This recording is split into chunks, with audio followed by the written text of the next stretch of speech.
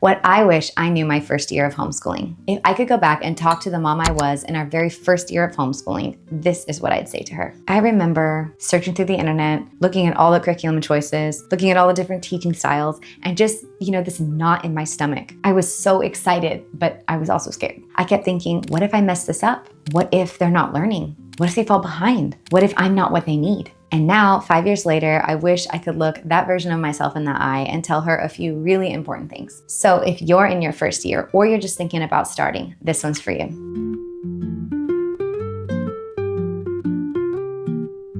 This idea that you're behind is based on a system that's not built for your family. Homeschooling gives you the freedom to slow down when your child needs more time, or to speed it up when they're ready. It does not have to look like anybody else's pace. My daughter didn't read fluently until much later in the typical timeline, but guess what? She loves reading. Like, homegirl is obsessed, okay? She reads books all the time. It's like her hobby. And she writes beautifully. She comes up with the coolest stories. She's so creative, and she loves it because we didn't force it. We nurtured it. Your child is not a grade level. They are a whole person. First thing I'd tell myself, you are not behind.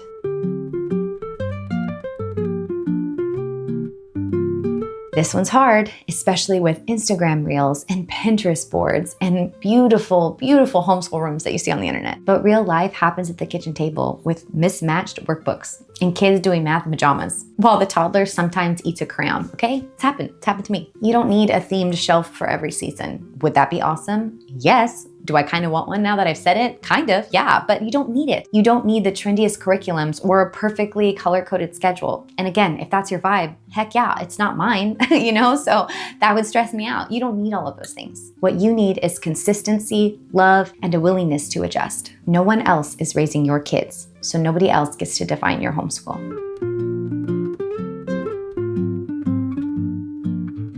This is the biggest thing I'd wish I'd known. And I don't want to say that I didn't know it, but I didn't know it in my heart. I didn't feel it in every ounce of my being the way that I do now. Some days I was just so focused on checking off boxes that I missed the chance to connect with them. I wish that I'd truly understood sooner that a child who feels safe learns better. A kid who trusts you will ask way more questions. And a peaceful home is a better learning environment than the perfect curriculum by far. When we slowed down and we focused on relationship, the learning just came more naturally.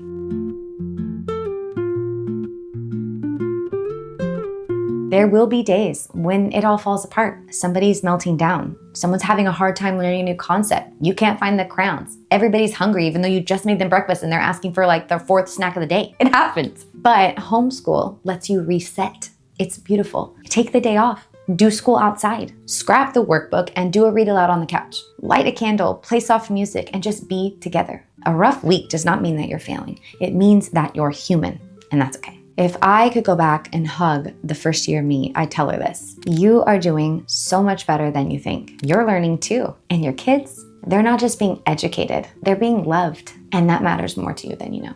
I think one of the best gifts that I've gotten in this time that I've homeschooled my kids is that I have the gift of their childhood. I've seen it all. I've been with them through all of it, and I am so deeply grateful. I fully believe that homeschooling is not for everybody. I understand there are different circumstances. There's so many reasons that it might not be something that's for you, but I can tell you with everything that's in me that if you're on the fence and this is something that you think that you want to do, and you feel like maybe I'm not qualified or I don't have the right setup or I need too many things, you don't. Your kids just need you. They just need you to be present. And if you're feeling that pull and you're feeling that desire, I can't encourage you enough to just take the leap forward and do it. It has been the most beautiful thing. And it's not even just for my time with them. It's for my husband's time with them. It's for their relationships together as siblings. It's just beautiful. And I love so much that I feel like they're blossoming in how they learn. The focus is so much on they're not comparing themselves to other students. My daughter, when she was trying to read, yes, she wanted to hurry up and get it done because she was so excited. She was frustrated that she wasn't quite there yet, but she also wasn't walking into class every single day feeling less than or feeling behind. They have never had to have that experience. And I love that they're very confident where they're at. They're very confident in themselves, the fact that they can do hard things, that they can learn, and they are